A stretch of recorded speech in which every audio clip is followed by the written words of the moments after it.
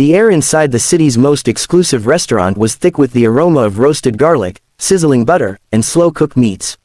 Waiters in spotless black uniforms glided from table to table, balancing trays of fine wines and plates that looked more like works of art than food. At a corner table near the window, Raymond Hale sat alone, cutting into a perfectly cooked steak. The world knew him as a self-made millionaire, a man who had clawed his way from nothing to an empire of luxury hotels, restaurants, and high-end retail. Tonight was supposed to be a quiet evening, a small reward for another successful business deal. He was halfway through his meal when a voice interrupted him, a soft, hesitant voice that didn't belong in a place like this. "Excuse me, sir, may I have your leftovers?" The words made him pause mid-bite. Slowly, he set down his fork and turned his head. A young woman stood just beside his table. She was no beggar in the traditional sense. Her clothes were worn but carefully cleaned, her hair tied back neatly. She wasn't looking at the plate in front of him but directly into his eyes. That alone caught him off guard. Most people who asked for something avoided his gaze, out of shame or fear. But this girl, this stranger, met his eyes as though she had nothing to hide. For a moment, Raymond simply stared. The restaurant noise faded in his mind, replaced by an almost tangible silence between them. Her eyes told a story he couldn't yet understand, a story of struggle, yes, but also of resilience. He cleared his throat and gestured toward the chair opposite him. "You could have asked for money," he said, his voice neutral. She shook her head gently. "I don't take money I haven't earned. But the food you're about to throw away, it could feed me tonight." There was no self-pity in her tone, only a quiet statement of fact. Raymond slid the plate toward her, though his curiosity kept him from letting her leave. "What's your name?" he asked. "Anna," she replied. She hesitated, as if unsure whether to say more, then added, "I used to work here. In the kitchen. I lost my job when my mother got sick, and I stayed home to care for her. She passed away last month, and now I'm alone." Raymond felt a heaviness in his chest. He had been alone once, long before the fame, long before the millions. He remembered sleeping in his old car during winter, taking showers in gas station bathrooms, pretending he wasn't hungry when his stomach twisted in pain. Something about her steadiness in the face of hardship stirred memories he thought he had buried forever.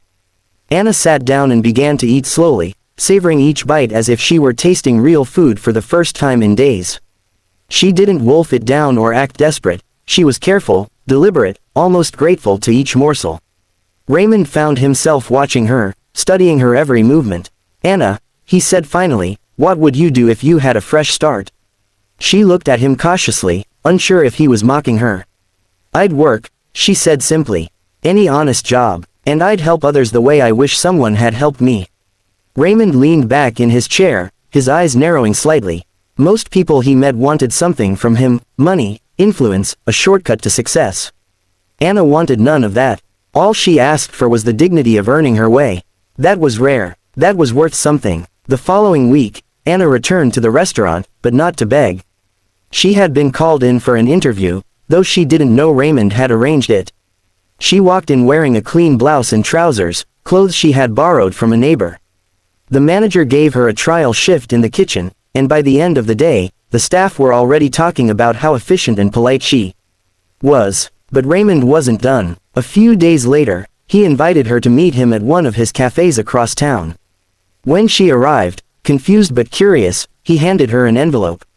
Inside was a key and a note. "This is for the small apartment above the cafe. Consider it your new home. The rent is already paid for 6 months.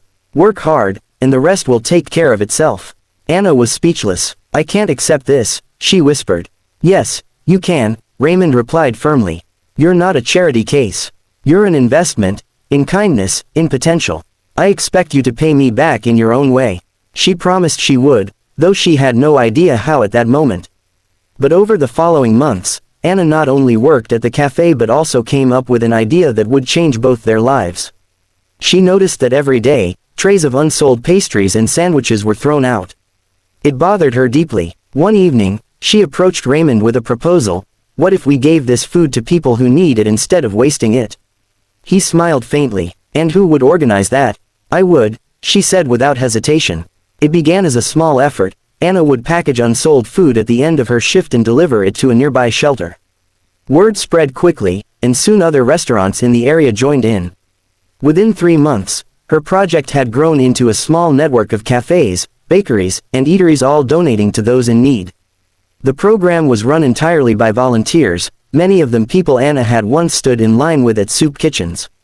Raymond often visited quietly, watching her serve plates with a warm smile, the same smile she had worn that night in the restaurant when she first asked for his leftovers.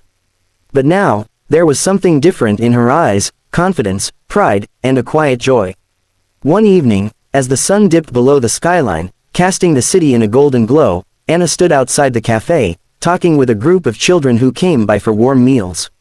Raymond approached, unnoticed at first, and leaned against the doorway. She turned, caught his gaze, and smiled knowingly. "Do you realize," she said softly, "that everything started because of a plate of leftovers?" "No," he corrected her gently, "it started because of the way you looked at me that night. You didn't just ask for food, you reminded me of who I used to be, and who I could still be." Anna's eyes softened. "Then I guess we both got a miracle." In the weeks that followed, the program gained media attention. Local reporters called Anna, the girl who turned leftovers into hope. Donations poured in, and with Raymond's help, they opened a small community kitchen in one of his unused properties. But this wasn't charity, it was a place where people could eat, volunteer, and find connections. Raymond, who had once measured his life in profit margins and net worth, now found himself measuring it in smiles, in full stomachs, in lives quietly changed. And Anna, who had once stood humbly at a stranger's table asking for scraps, had become a leader, a beacon for those still trapped in the shadows she had walked through. They never forgot that first night, the clinking glasses, the expensive meal, the silent courage it took to approach him. Sometimes they would sit together after a long day, sharing coffee in the quiet cafe, and Anna would joke, "I guess I'm the most expensive investment you ever made." Raymond would smile and shake his head. "No, Anna, you're the one that paid me back 1,000 times over." And in those moments, with the warm light spilling through the windows and the sound of laughter drifting from the kitchen, they both knew that the miracle wasn't just in the food, or the shelter, or the network of kindness they had built, it was in the simple truth that even the smallest act, a request for leftovers, could start a chain reaction powerful enough to change the course of 2 lives forever.